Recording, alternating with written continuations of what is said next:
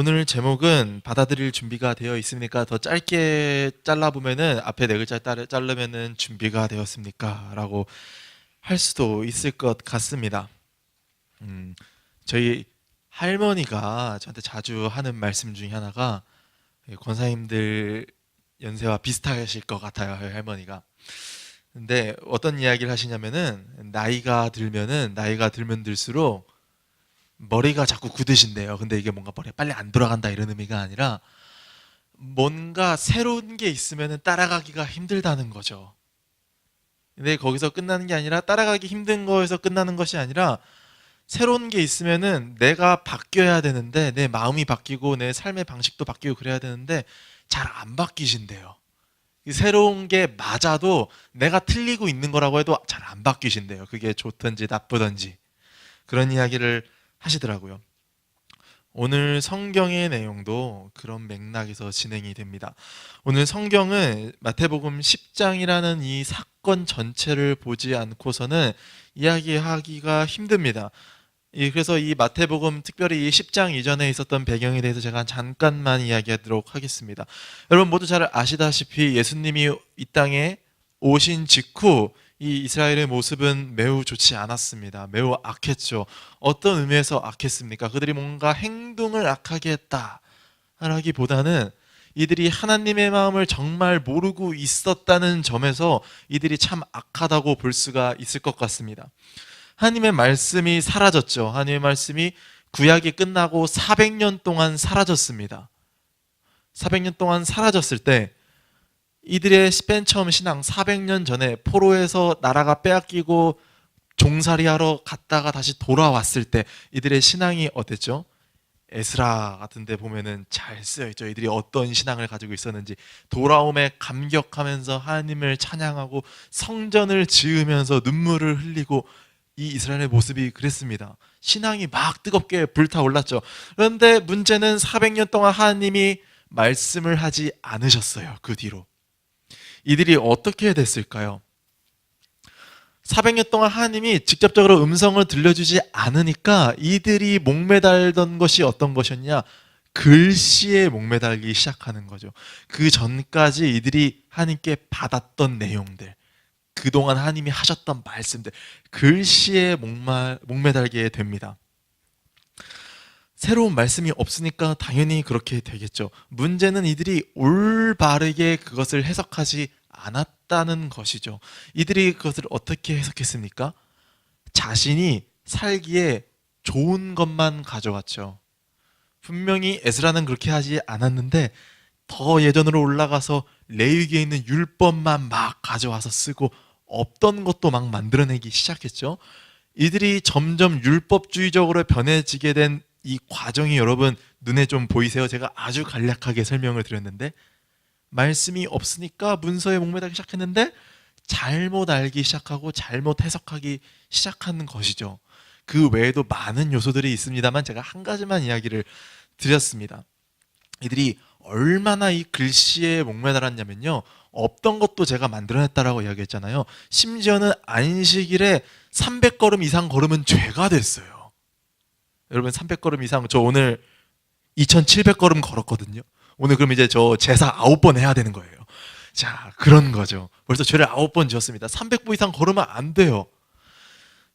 그 외에도 정말 어이없는 규칙들을 많이 만들어내기 시작했습니다.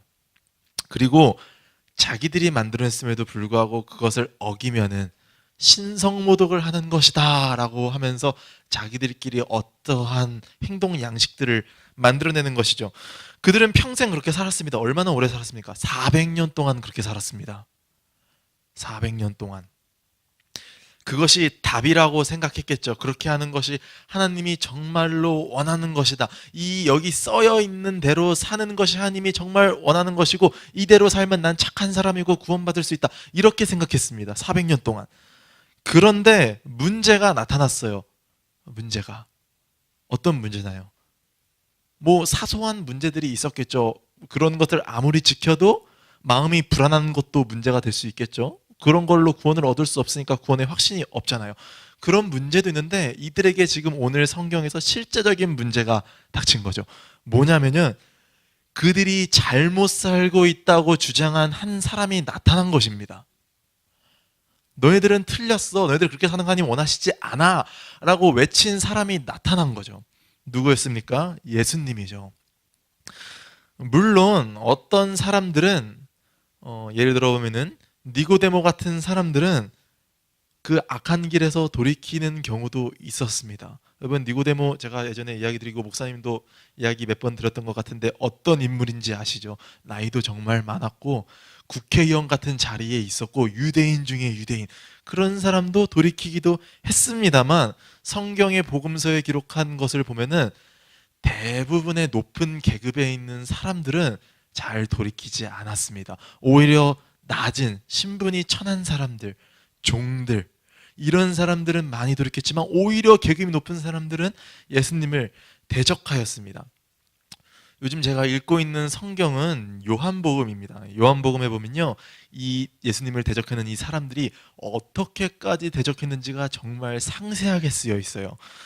이 사람들이 어떻게 하냐면요, 자신들이 틀렸다는 걸 알아요. 모르고 그러는 게 아니에요. 자신들이 틀렸다는 것도 알고 예수님이 맞다는 것도 아는데요, 그래도 예수님을 부정합니다. 이렇게 부정하죠. 바리새인들, 사두개인들 수차례 예수님과 언쟁을 벌입니다. 성경적으로도 토론을 하고요, 역사 토론도 합니다. 정치 토론도 해요. 그 수많은 토론하는데 한 번도 이기지 못합니다. 근데 어떻게 조그만한 이런 소득도 없이 그냥 성경의 기록을 따르면은 그냥 돌아갔다라고 돼 있어요. 정말 조그만 것도 이기지 못하는 거죠. 심지어는 그들이 어떤 전문가입니까? 율법의 전문가인데 한 번은 예수님이 그들과 율법 배틀을 벌이시죠. 율법으로 싸우십니다. 그런데 어떻게 되죠? 율법으로도 집니다. 그래서 이들이 스스로도 납득을 못하는 거예요. 아니, 어떻게 목수의 아들이 우리랑 이렇게 말을 하는데 우리가 어떻게 이렇게까지 말이 안 되냐 라고 하면서 자기 스스로 화내면서 돌아갑니다. 본인들도 알았겠죠. 나중에는요, 자기들끼리도 싸워요. 어떻게 싸우냐면요, 아니 어떻게 하나님이 보내신 사람도 아닌데 소경을 눈을 뜨게 하냐, 눈을 뜨게 하는 것은 내가 역사적으로 들어본 적도 없다 라고 하면서 자기들끼리도 막 싸우다가 나중에는 어떻게 되냐면요, 예수님이 나사로를 살리시죠. 살리시니까 그것을 보면서 깨달아요. 이 사람들이 예수를 더 이상 냅두면 안 되겠다, 우리가 죽여버리자 라고 하는 사건이 나사로를 살리고 나자마자 일어납니다. 무엇입니까? 본인이 틀렸다고 하는 것도 알고 이 예수라는 사람이 하나님이 보내셨다는 사실도 알매도 불구하고 자신이 평생 살아왔던 정답과 방법이랑 다르니까 죽이려고 하는 거죠. 인정을 못합니다. 바꿀 수가 없는 거예요, 자신의 삶을. 그렇습니다. 이 자들의 모습만이 아니겠죠. 이 자들이 계속 예수님을 귀신 들린 자다 하면서 귀를 틀어막습니다. 더 이상 안 들으려고 하는 거, 더 들으면은 자기도 넘어갈까 봐. 우리의 모습도 그와 비슷하죠. 우리가 가끔씩 신앙생활을 하면서 깨닫는 순간들이 있습니다. 성경을 보며 말씀을 들으며 기도를 하며 깨달을 때가 있습니다. 나의 삶이 틀렸구나, 내가 잘못됐구나 깨닫습니다. 깨닫는 거는 참 좋아요. 좋은데 그 이유가 이어지지가 않는 거죠. 그 말씀이 나에게 있어서 삶으로, 나에게 있어서 행동으로 나타나지가 않는 거죠. 두 가지 이유가 있겠죠. 첫 번째, 너무 어려워서 그 삶이. 두 번째, 뭐가 있을까요? 인정하기가 싫어서, 이렇게 살아야 된다는 걸 인정하기가 싫어서. 두 모습이 있을 수도 있을 것 같습니다. 그런 자들과 계속 마주쳐야 됐던 예수님의 마음이 어떠셨을까요? 예수님은 정말 자주 마주치셨어요. 하루에 4번도 마주쳤어요. 4번도 싸우셨다는 거죠. 정말 자주 맞추셨는데 예수님의 마음이 정말 어떠했을까요? 정말 가슴이 아프기도 하였겠죠. 또 어떠셨을까요? 매우 화가 나셨겠죠. 성경에는 예수님이 성경에 보면은 굉장히 점잖으신 분이 아닙니다. 예수님이 굉장히 말하는 게 과격하세요. 너무 과격하세요. 우리 오늘날 말로 치면 정말 욕을 하시는데 유대인들에게 욕하는 방법인가? 여러분 잘 아시는 단어도 있죠? 야, 이 독사의 자식들아. 뭐냐면은 너희들은 악마의 자식들이다 라고 하는 거예요. 욕이에요, 욕. 또 예수님이 뭐라고 말씀하십니까? 너네보다 소돔과 고모라가 심판날에 더 견디기가 쉬울 것이다. 유대인들이 얼마나 큰 충격에 빠졌을까요? 또 뭐라고 말씀하십니까? 너희는 외식하는 자들이다. 이런 표현도 하셨죠? 너희는 강도들이다. 너희는 탐심이 가득하다. 너네는 음란한 자식들이다. 모두 예수님이 하신 표현이거든요. 표현이 참 과격하시죠. 자신의 말씀을 받아들이지 않고 그것을 삶으로 살아내지 않는 사람들에게 하신 말씀이셨습니다.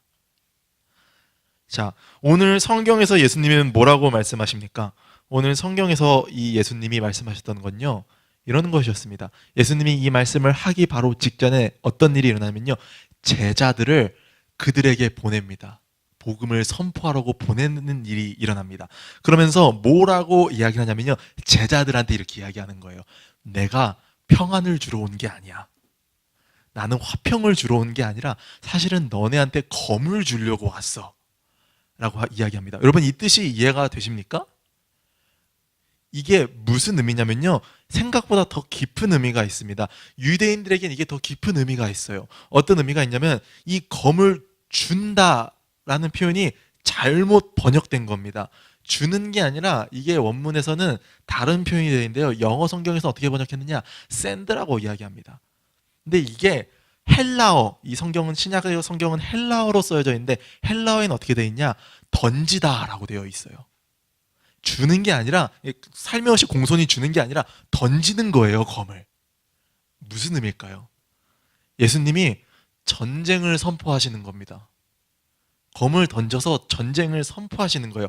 근데 이 뜻에 다른 뜻이 있는데 뭐냐면은 급작스럽게 전쟁이 시작된다라는 뜻이 있어요. 예수님이 미리 예고를 막 하고 나 그래 내일 할 거야, 그 다음에 할 거야 하는 게 아니라 딱 갑작스럽게 오셔서 바로 검을 던지면 전쟁을 선포하시는 거예요. 세상이 갑작스럽게 전쟁 선포를 받았죠. 실제로 예수님의 행보도 그러하셨죠. 예수님 정말 예고도 없이 가서 성전 뒤엎으셨잖아요. 예수님의 행동도 그러했습니다. 이제 이 세상은 선택을 해야 됐습니다. 어떤 선택일까요? 검을 맞았어요. 지금 맞은 거예요, 세상이. 우리가 검을 맞았는데 두 가지 선택이 있어요. 첫 번째, 항복할 것인가? 두 번째, 싸울 것인가? 두 가지 선택이 있는 거죠. 뭡니까? 예수님을 따라서, 예수님에게 항복해서 지금까지 나의 평생의 삶과 내 인생과 내가 정답이라고 알고 왔던 그 가치관들을 내가 당장 버리고 그 새로운 가르침에 따라갈 것인가? 아니면은 그 새로운 가르침을 무시하고 내가 지금까지 살고 있던 방법대로 계속 살아가며 예수님과 맞서 싸울 것인가? 두 가지 선택지가 있는 거예요. 다른 중간의 선택지는 없죠. 중간은 없습니다. 누군가는 예수님을 선택했고 누군가는 그들이 살던 세상을 선택했죠. 이제 그 둘이 전쟁을 하기 시작하는 거예요. 예수님은 검을 던져주시고 빠졌습니다. 어디로 빠졌을까요? 자신의 편을 선택한 자들에게 가셨습니다. 그리고 그 자들과 세상이 싸우는 거예요. 이제 전쟁이 시작되는 것이죠. 여러분은 선택할 준비가 되어 있으십니까? 이 선택한다는 것, 전쟁을 한다는 것에는 정말 어렵고 정말 힘든 의미들이 있습니다. 오늘 예수님이 어떻게 이야기했나요? 이 세상과 싸우는 자들이 어떻게 될 것이다 라고 이야기를 합니까? 그들이 가족과 싸울 수도 있고 십자가도 져야 되고 그렇게 표현을 하죠. 그렇습니다. 성경에서는요, 우리가 참으로 주님의 군사가 되어야 된다라고 표현을 합니다. 신앙을 가진다는 것은 물론 마음은 기쁨과 충만함이 가득하고 평안과 화평이 가득하지만 그 신앙을 가진 성도의 겉모습은 결코 그렇지 않은 것이죠. 신앙을 가진 성도의 겉모습은 전쟁터와 같아야 되는 것입니다. 날마다 싸워야 되는 것이죠. 비록 그 마음은 평안할지라도. 그렇기 때문에 예수님이 말씀하십니다. 우리가 가장 먼저 싸울 수도 있는 자가 누구인가? 예수님이 그렇게 얘기하죠. 지금부터 너희들은 나를 따르기로 선택했는데 누구와 싸울 것이냐? 너희 가족들과 싸울 것이다. 라고 이야기를 합니다. 첫 번째였어요, 그게. 예수님이 그렇게 말씀하시죠. 내가 온 것은 사람이 그 아버지와 딸이 어머니와 며느리가 시어머니와 불화하게 하려 함이니 사람이 원수가 자기 지간 십굴이라 라고 이야기를 합니다. 저희 부모님 세대에서는, 또 할머니 세대에서는 이 기독교로 인한 종교 간의 갈등이 자주 일어났죠. 특별히 명절이 되면은 더 자주 일어났죠. 이 자리에도 그러한 싸움을 하신 분들이 많으리라 생각합니다. 이제 시대가 많이 변해서 굳이 종교를 믿는다고 해서 명절에 그렇게까지 강요를 하거나 핍박받는 일은 정말 많이 사라졌습니다. 적어도 제 세대, 제 친구들에서는 그런 이야기를 저는 들어본 적이 없습니다. 시대가 정말 많이 바뀌었어요. 그런데 정말로 놀라운 것은 이 악한 세력들은 한시도 쉬질 않습니다. 그게 안 통하니까 이제는 방법을 바꾸죠. 어떻게 바꿉니까? 이제는 기독교라는 종교 자체를 나쁘게 만들기 시작하는 거죠. 제가 주일학교 전도사를 이 교회에서뿐만 아니라 예전에 다니는 교회에서도 했었는데, 가장 힘든 게 뭐냐면요, 아이들은 오고 싶어 하는데 부모님이 보내지 않는 거예요. 그게 가장 힘듭니다. 어떻게 그걸 제가 어떻게 할 수가 없어요. 그거는 그런 거죠. 이제는 그 악들이 방법을 바꾸기 시작하는 겁니다. 그런 식으로 가족끼리 불화를 만들게 하는 거죠. 비단 아이들에게만 일어나는 일이 아니에요. 자기 자녀들을 데리고 어머니가 교회로 가는데 남편이 전화해서 계속 뭐라고 하는 거죠. 왜 자꾸 교회를 가느냐. 그런 일이 지금도 많이 일어납니다. 아마 시대가 지나면 지날수록 성경에 따르면 이러한 박해들은 점점 사라지지 않고 더해갈 것입니다. 이러한 환난과 곤란과 핍박들은 점점 더해갈 것입니다. 우리는 성경에서 예수님 또한 고향에 돌아갔을 때 배척받았다는 사실을 기억해야 됩니다. 하지만 오늘 성경 마태복음 5장에서는요, 어떻게 이야기를 하냐면요, 이렇게 이야기해요. 나는 너희에게 이르노니 너희들은 원수를 사랑하고 너희를 핍박하는 자들을 위하여 끝까지 기도하라 라고 이야기를 합니다. 그렇습니다. 우리가 비록 믿음으로 인해 불화가 닥쳐오고 곤란과 핍박이 있을지라도 중요한 첫 번째는 결코 믿음을 잃어버려서는 안 됩니다. 두 번째는 뭐냐면요, 그 와중에 그 믿음을 지켜가면서 끝까지 사랑하고 기도해야 됩니다. 그것이 하나님의 명령이기 때문입니다. 여러분, 믿음으로 인해, 신앙으로 인해 가족과 원수가 되고 또 그들이 끝까지 그들을 사랑하는 예수님의 명령까지 지켜낼 준비가 되어 있습니까? 참으로 어려운 질문과 대답이 아닐 수 없습니다. 참으로 군사가 되어 세상과 싸우실 수 있으시겠습니까?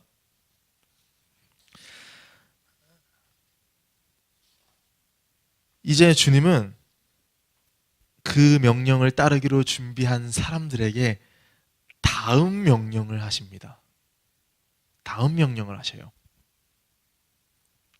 어떤 명령이냐면은 십자가를 져야 한다 라는 거죠. 십자가를 져야 한다는 게 무슨 의미일까요? 여러분 많이 들어보셨죠? 오늘 찬양 제가 준비한데 461장도 십자가를 질 수 있나 라고 고백하지 않겠습니까? 무슨 의미일까요? 이 시기는요, 여러분 이걸 아셔야 돼요. 사람들이 예수님이 십자가형을 당하기 전이에요. 그 이후에 예를 들어 바울과 그의 사도들이 십자가를 이야기할 때는 당연히 예수님의 십자가를 이야기하는 거겠죠. 근데 예수님이 지금 십자가를 이야기했다는 것은 조금 다른 의미라고 볼 수 있습니다. 이들이 예수님의 십자가라는 말을 들었을 때 예수님의 십자가를 생각하는 게 아니에요. 이 말을 들은 사람들은 다른 십자가를 생각합니다. 어떤 십자가냐면요, 역사적으로 보면요, 이 시기에 특별히 갈릴리 지방에 그 전에 큰 사건이 하나 있었습니다. 어떤 사건이 있었냐면 이 시기는 지금 로마의 식민지가 된 이스라엘의 모습을 나타내고 있는데 갈릴리 지방에 로마에 반항하는 반란군이 크게 한번 일어납니다. 그래서 그들이 로마와 대적하여 싸우다가 결국에는 집니다. 전쟁에서 패해요. 근데 그들이 어떻게 됐느냐? 그들이 당한 처형이 십자가형입니다.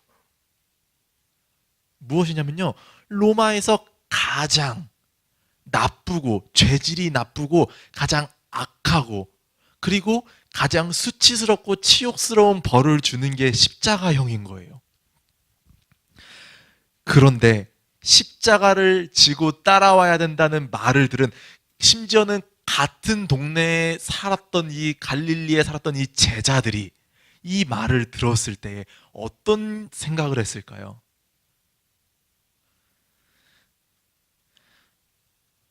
아마 누구보다 이 십자가의 의미가 무엇인지 잘 알았겠죠. 얼마나 어렵고 무거운 무게인지 정말 잘 알았겠죠. 그러니 예수님이 얼마나 걱정이 많으셨을까요? 성경에 따르면 예수님이 제자들을 보낼 때 마음속에 어땠냐면 양을 이리떼에게 보내는 것 같다라고 이야기하셨어요. 예수님의 지금 표정이 머릿속에 그려지시죠? 십자가 위에 달려 죽어야 된다는 것, 십자가를 지고 간다는 것, 여러분, 십자가를 지고 있다는 것은요, 이유 없는 사람이, 일반인이 십자가를 지고 있는 게 아닙니다. 십자가를 지고 있는 사람은 반드시 죽을 사람입니다. 십자가를 진다는 건 이미 그 사람이 십자가를 지고 처형장으로 가고 있다는 이야기예요. 내가 십자가를 지는데 나는 뭐 순교까지는 안 할 거야, 이런 의미가 아니라 그 사람은 반드시 죽음까지 가고야 되는 믿음이 있어야 됩니다. 십자가를 졌다는 건 무조건 죽는다는 뜻이니까요. 우리 모두는 언젠가 예수님처럼 십자가를 내려놓고 그 위에 못 박혀 죽게 될 날이 올 것입니다. 그 방법은 모릅니다. 언제 어디서 어떻게 될지 저는 모릅니다. 저도 모르고 여러분이 어떻게 될지도 저는 모르겠어요. 그렇지만 우리는 신앙을 지키기 위해서 십자가를 메고 걸어갈 때 예수님이 당한 수치들을 기억하시죠? 침을 맞고 채찍을 맞고 조롱을 당하고, 여러분, 그런 수치와 치욕들이 예수님에게만 일어나는 것이 아닙니다. 우리가 십자가를 지었다면 우리에게도 일어날 일입니다. 우리도 그 수치와 치욕을 당해야 되는 것입니다. 정말 부지기수로 당하겠죠. 바울이 얼마나 그 평생의 삶 동안 힘든 삶을 살았습니까? 얼마나 수없이 많은 돌을 맞았습니까? 수없이 많은 배가 난파되었고 감옥에 수차례 들어가서 죽을 뻔하고 재판도 많이 받고 유대인들은 그 멀리 그리스까지 따라와서 괴롭혔죠. 그 무거운 십자가의 무게를 우리가 과연 질 수 있을까요? 우리는 어떤 힘으로 말미암아 그 십자가를 질 수 있을까요? 우리에게는 소망이 있죠. 이 십자가를 질 수 있게 하는 힘이 있습니다. 우리의 힘으로는 십자가를 질 수가 없어요. 그래서 오늘 같이 부른 찬양도 그렇게 이야기하잖아요. 십자가를 질 수 있다가 아니라 십자가를 질 수 있나라고 이야기하잖아요. 우리에게 그 힘이 없는 겁니다. 우리는 그 힘을 낼 수가 없어요. 어떤 힘입니까? 예수님이 말씀하시는, 오늘 성경에서 말씀하시는 그 힘이죠. 자기의 목숨을 중요하게 생각하는 자는 결국 잃어버릴 것이지만 나를 위해 목숨까지 버리는 자는 결국엔 얻게 될 것이다 라고 이야기를 합니다. 여러분, 우리가 죽음까지 불사하는 믿음을 가지게 될 때 우리는 죽음에서 벗어나 영원히 살게 될 것입니다. 그것이 우리의 소망입니다. 그렇기 때문에 죽을 수 있는 거죠. 우리가 비록 죽음은 잠깐 우리에게 찾아오겠지만 우리의 삶은, 우리의 생명은 영원하다. 여러분, 이 단어에, 예수님이 말한 이 목숨이라는 단어에 쓰여진 단어가 무엇인지 아십니까? 이 단어 목숨에서 끝나는 것이 아닙니다. 이 원문 푸시케라 그러는데요, 무엇이냐면요, 이 땅에서의 삶도 의미하는데 정말 놀랍게도 다른 의미가 또 있어요. 무엇이냐면요, 영원한 삶도 의미합니다. 이 단어 안에 두 가지 뜻이 다 있어요. 그래서 예수님이 이 주어를 한 번만 이야기하는 거예요. 나를 위해 목숨을 버리는 자는 하면서 그 뒤에 이 말을 똑같이 반복하지 않으시죠. 얻게 될 것이다 라고 이야기하면서. 여러분, 평안을 정말 목숨을 버려가면서 원했던 이 유대인들이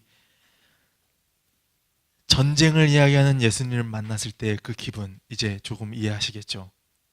그리고 십자가를 지고 가라는 말을 들었을 때 그 당혹스러웠던 제자들의 마음도 여러분 이제 조금 이야기하시겠죠.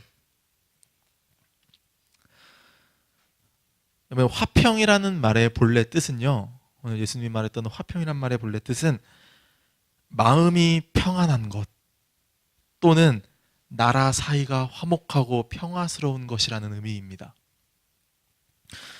우리는 믿음으로 인해서, 우리의 신앙으로 인해서 세상과는 이제 불화하게 될 수도 있습니다. 어쩔 수 없어요. 특별히 요즘 같은 시대에는 필연적으로 그리 될 것이라 생각을 합니다. 제 말씀이 거의 다 끝나가는데요. 제가 전에 있던 교회에서는 매주 전도를 나갔습니다. 매주 전도를 나갔는데 참으로 무식하게 전도했어요. 제가 그러진 않았겠죠. 제가 원해서 그런 건 아니었겠죠. 매주 교역자라고 해봤자 저 포함해서 지금 이 갈릴리 교회처럼 2명밖에 없습니다. 그리고 담임 목사님이랑 같이 작은 교회였어요. 교회 앞에 공원이 하나 있는데 매주 나가는 거예요. 저희가 직접 만든 그 전도지를 들고, 그리고 거기다가 뭘 껴주냐면 여름에는 물티슈를 껴주고, 거기에 공원이라서 아이 엄마들이 많이 나오는데 아이들이 흙장난하면 손에 뭐 묻잖아요. 그러니까 물티슈를 갖고, 또 그 어르신들은 거기서 장기나 바둑을 자주 드시는데 자꾸 먹을 걸 찾으세요. 간식거리를. 그래서 그 쌀과자를 조금씩 테이프에 붙여가지고 자주 나갔습니다. 겨울에는 핫팩을 들고 가고요. 눈이나 비가 오는 게 아니면 매일 나갔는데요.